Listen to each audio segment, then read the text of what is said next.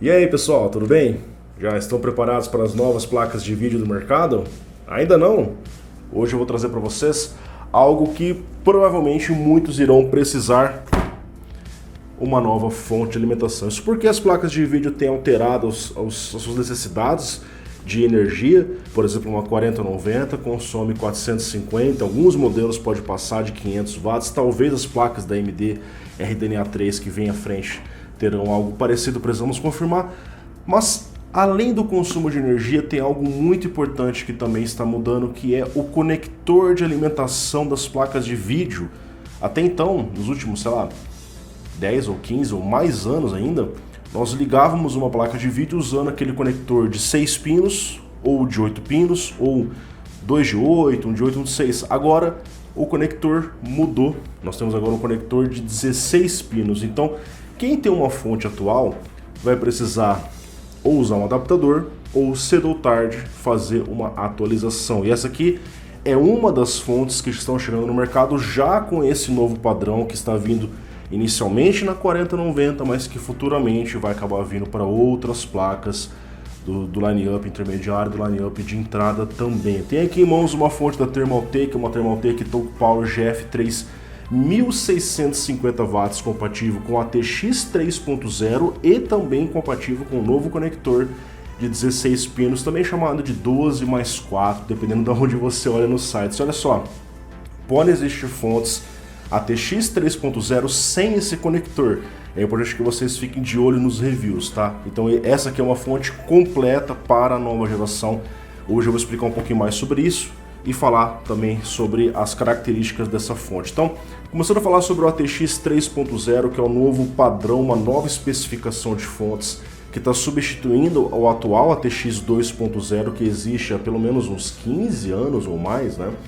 E uma das principais mudanças é o fato de agora a fonte, através do conector de 16 pinos, permitir que a placa de vídeo exija até 200% mais energia por um curto espaço de tempo. A gente sabe que as placas de vídeo informam ali, olha, essa placa consome, sei lá, 300 watts, mas ela não tem esse consumo linear, pode ser menos, em alguns momentos ela pode ter um spike, ou seja, ela exige muito mais do que está no rótulo.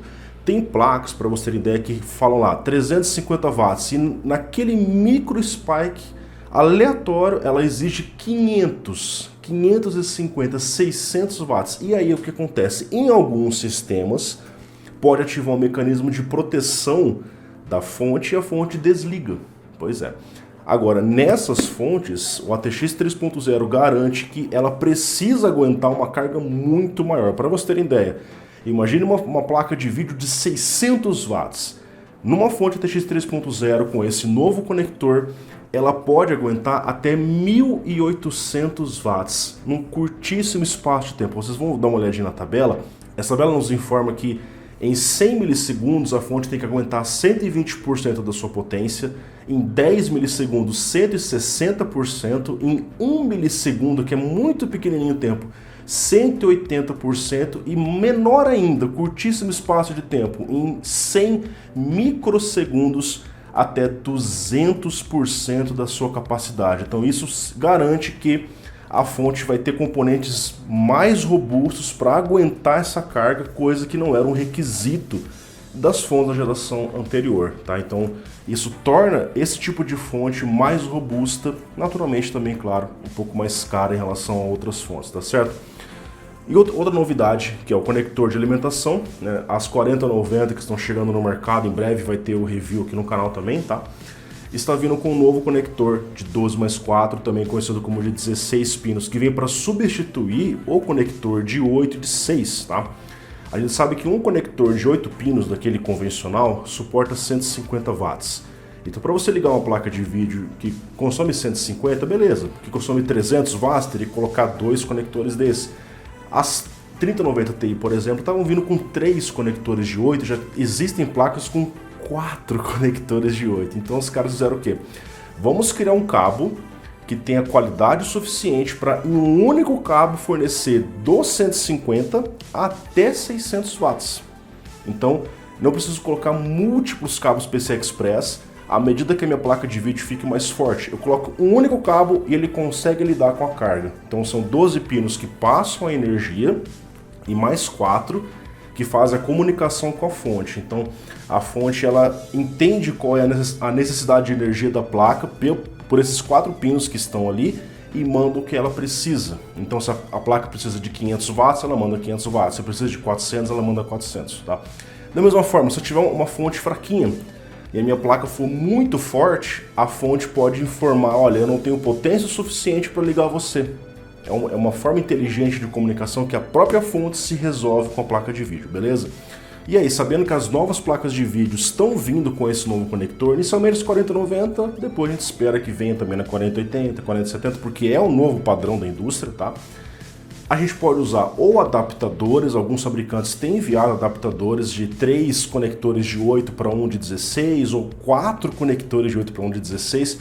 A gente sabe que adaptador nem sempre é uma boa ideia. Quebra o galho, ajuda você a manter a sua fonte atual, mas a gente já está vendo problemas com o adaptador derretendo, pegando fogo, só você pesquisar na internet. Então o ideal é você usar um cabo nativo. Dá para usar o adaptador? Dá, mas o ideal é um cabo nativo para proteger o investimento tão caro que é uma placa de vídeo nos dias atuais. Então ou você usa um adaptador, ou cedo ou tarde você migra para uma fonte que tem esse cabo nativo e pode fornecer esse tipo de tecnologia, tá certo? Então, passar todas as informações iniciais, vamos dar uma olhadinha agora finalmente aqui na novíssima Thermaltake TalkPower GF 3650 watts, uma fonte com capacitores 100% japoneses, 10 anos de garantia. Então isso já nos diz que é uma fonte de muito boa qualidade, senão não teria tanta garantia assim, né? Compatível com a DX 3.0 e com o novo conector. Fonte extremamente pesada, afinal, muito grande. Aqui na parte de trás nós vemos o resumo da potência dos cabos que vem nela. A gente vai dar uma olhada nisso nesse momento. Você vê que é uma fonte aqui lançada em 2022, tá? Abrindo a caixa, então nós temos aqui, assim como em qualquer outra fonte, cara, esse é um padrão que os fabricantes seguem, né? Tem um manualzinho de instruções, tem um pacote com os cabos, com a logo da Thermaltake e a fonte propriamente dita que nós vamos olhar nesse primeiro momento. Então isso aqui não é, na verdade, uma novidade para quem, para quem já viu uma fonte pela primeira vez. Elas seguem um padrão, tá? Vamos tirar a caixa para cá. Então aqui está a fonte da Thermaltake. A gente observa que, apesar de ser uma fonte de 1650 watts, ela não é tão grande. Eu já peguei fontes de 1000 watts que eram até um pouco maiores assim. De qualquer forma, normalmente não traz problemas de compatibilidade com o gabinete, né? Geralmente tem espaço de sobra para fontes, mesmo que fossem maiores. Aqui nós temos a informação da potência e na parte de cima dela, o que importa pra gente aqui é no 3.3, 25 amperes, no 5 volts, 25 amperes somados 130, 12 volts single rail, 137 amperes, que é bastante insano, 1650 watts, tá? Na parte de trás aqui nós vemos todas as conexões, inclusive a nova conexão de 12 mais 4. Olha só como que é diferente, né? Você vê que são 4 pininhos bem pequenininhos, finos na parte de baixo, e são 2 esses conectores. Então eu consigo ligar 2 placas de 600 watts, totalizando então 1200, tendo uma margem para periféricos e o processador, tá?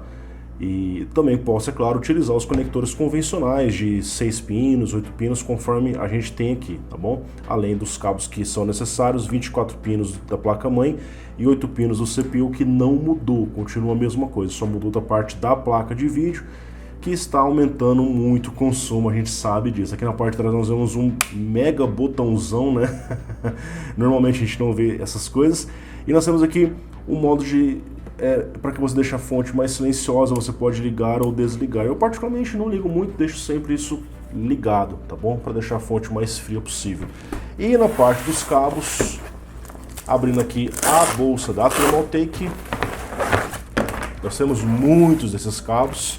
O que mais vai chamar a atenção, e eu vou fazer a comparação com vocês nesse momento, é o conector de 12 pinos. Ele já vem escrito 600 watts na parte de cima, justamente porque é o que ele pode oferecer de 150 a 600 em comunicação com placa de vídeo.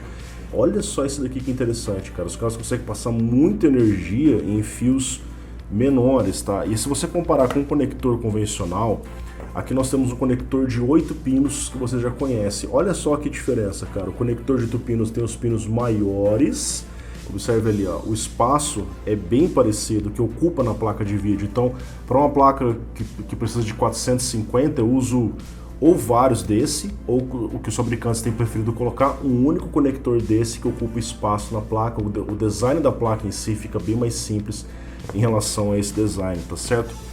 Então é interessante, cara, porque você vê 8 pinos, 150 watts, 16 pinos, 600 watts, tá certo? Você tem dois desses cabos aqui, além dos cabos convencionais, né? Os cabos SATA, os cabos Molex. Eu vou colocando a quantidade correta para vocês estarem por dentro aí. Como eu disse para vocês, não mudou o cabo 24 pinos da placa-mãe, segue a mesma coisa, muito menos o cabo do processador. Tem até aqueles conversores para flop, se assim você acha interessante. Agora, uma outra coisa que chama atenção aqui, pessoal, é o cabo da fonte. Por quê, pessoal? Dá uma olhadinha nesse cabo, ó. Se você observar aqui, o conector, ele é diferente do conector convencional que a gente usa nas fontes. Esse aqui é um conector que vocês estão mais acostumados. Observe que eles são totalmente incompatíveis, ó. Esse conector, além de ser maior, os pinos estão em uma direção diferente, tá? Então você vai ver que a fonte, ela também, ó, tá vendo? Vamos tirar aqui esse... Tem tipo um papel aqui, cara. Aqui. A fonte, ela tem esse design diferenciado, tá? Por quê? Porque é uma fonte de muita potência. Então, quando vem acima de 1250 watts, os fabricantes estão mandando conectores diferentes assim. Também varia um pouquinho de fonte para fonte. Por quê, pessoal? Não é mais esse conector de 10 amperes, tá? Esse conector aqui, ele é de 10 amperes. Em tese, 220 10 amperes daria 2200 watts, mas eles preferem mandar assim porque vai que o usuário vai usar numa rede 110 volts. Se o usuário usa essa fonte numa rede 110 volts, o cabo tem que aguentar 15 amperes, como vocês estão vendo aqui, ó. Olha lá, ele é um cabo de 15 amperes, tá? Então, eu consigo utilizar a potência máxima da minha fonte, mesmo se a minha rede for 110. No 220, eu posso usar um cabo padrão 10 amperes, só que ele vai ter que ter esse conector, esse plug diferenciado aqui, que você encontra no Mercado Livre. Se eu encontrar o nome desse plug, eu vou deixar para vocês, porque eu já precisei comprar plugs assim para fontes de 2000 watts que eu mexi um tempo atrás, tá bom? Pessoal, basicamente é isso. Então se atenta a essa informação, vai usar a fonte, você precisa comprar um cabo, inclusive a ponta dele é padrão americano, você vai ter que colocar no padrão tripolar do Brasil. E se atente a usar esse tipo de plug, senão você não vai conseguir nem encaixar o cabo na sua fonte. Esse é o breve overview da fonte. Eu não tenho equipamentos para fazer testes dela, mas em breve eu trago ela ligada numa bancada com quem? Com a 4090. Um abração, até mais!